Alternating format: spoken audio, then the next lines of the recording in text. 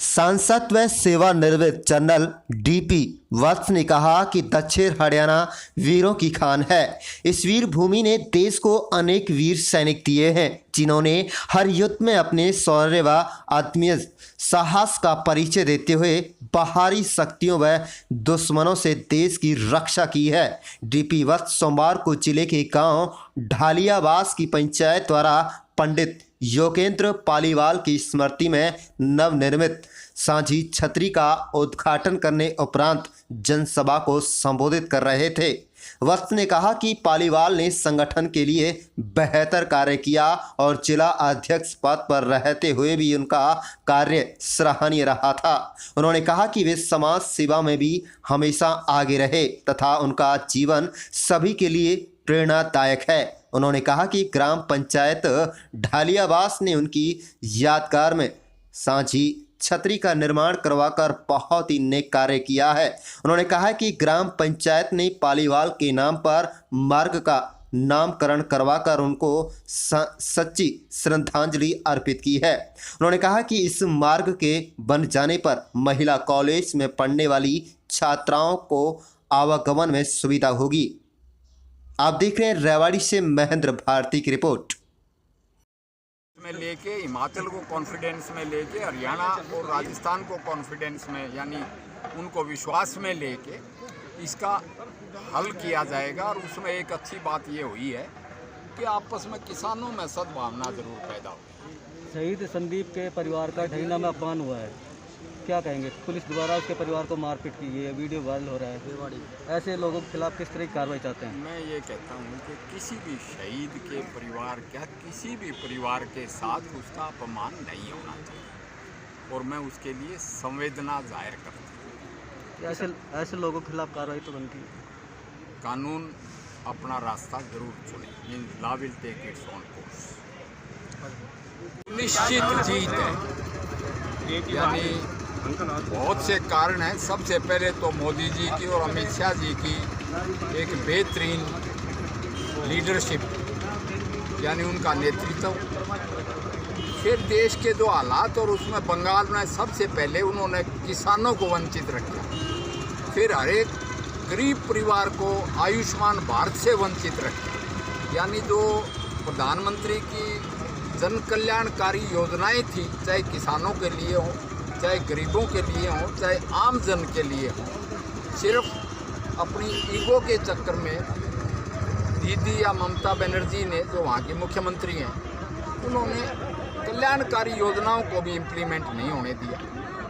यानी करोड़ों लोग फ़ायदा उठा गए उन योजनाओं का। फिर वहाँ जो उठा फिरका वाराना ताकतें, कम्युनलिज्म और ख़ासकर हमारे पार्टी वर्कर्स पे अत्याचार, उनका कत्लो गारत, ये उनका बलिदान रंग लाएगा और तृणमूल कांग्रेस की हुकूमत को उखाड़ फेंकेगा। सिर्फ इतना ही नहीं, वहाँ के जैसे मंत्री एमएलए भाग रहे हैं हमारी पार्टी की तरफ, ये इस चीज़ का द्योतक है कि जैसे आंधी से पहले परिंदे उड़ते हैं तो डूबते हुए जहाज से वो भाग रहे हैं। जहाँ तक सरकारें गिरने का कांग्रेस का सवाल है पांडिचेरी में, वो सारे ही गिर जाएंगी, उसका सुपड़ा साफ कर देंगे मोदी जी जहाँ भी होगा। अभी एसवाईएल की बात है। हाँ, एसवाईएल को लेकर पंजाब की आपने अपनी बात भी कही, क्या रहेगा इसका? देखो, एसवाईएल के मामले में मैं संज्ञान नहीं, मेरे को इसका एक बड़ा ही, मैंने यहाँ तक पहले सब सांसद पंजाब के लेके मैं उनको सेंट्रल हॉल ऑफ पार्लियामेंट में बैठा और उस वक्त ऐसा मौका था कि जालंधर और लुधियाना सतलुज की बाढ़ में डूबे हुए थे। तो मैंने कहा देखो, तुम्हारा डूबा पड़ रही, पानी बह के पाकिस्तान में जान लग रहा है और हमारे पीने के पानी के भी सहसे हो रहे यहाँ दक्षिणी हरियाणा में, तो इस पानी को हमें दे दो, हम तुम्हारे छोटे भाई हैं। उन्होंने ये कहा कि हमारी किसान लॉबी, अब वो किसान लॉबी भी उठ के आ गई यहाँ पे। तो मैंने अपने खाप वालों से, किसानों से कहा कि कोई बात नहीं, ये आगे इनकी आप देखभाल कर रहे हैं, हलवा पूरी खिला रहे हैं, सारा हरियाणा से दूध भी जा रहा है, यहाँ तक कि पानी पिलाने के लिए मेरे भी टैंकर दिए हुए गए वहाँ। मगर मैं कहता हूँ भाई पानी का हमारा इंतज़ाम करो, दक्षिणी हरियाणा के लिए SYL छोड़ो।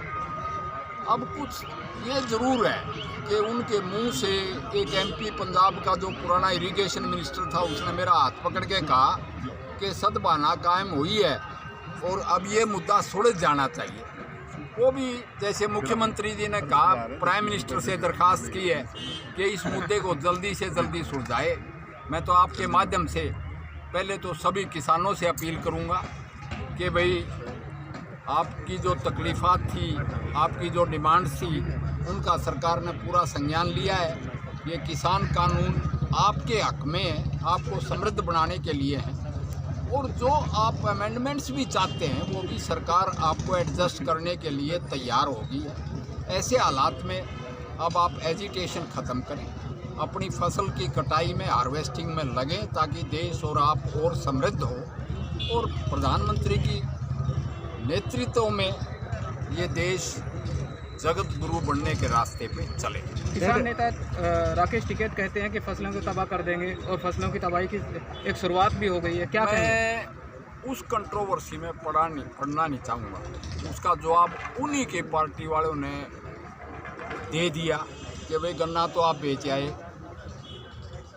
कोई तबाह नहीं होगी। किसान के खून पसीने की कमाई है, वो किसान के घर में जाएगी, मंडियों में जाएगी। ये मंडी नुए चालेंगी, MSP नुए आवेगा, यो बढ़ के ना आवेगा, तो वो कोई तबाही नहीं होगी। किसान के खून पसीने की कमाई है। तो सांसद महोदय, कब तक माना जाए कि SYL का जो पानी है वो दक्षिण हरियाणा की जनता को मिल जाएगा? देखो, अभी तो पंजाब में इलेक्शन होने हैं, उसको लोग मुद्दा बनाते रहेंगे, मगर प्रधानमंत्री ने तो प्रॉब्लम्स यानी जो समस्याएं हैं उनको पालते न उनको टालते, इसका संज्ञान लिया गया है। और जो हम कहते हैं, चाहे 370 हो, चाहे 3 तलाक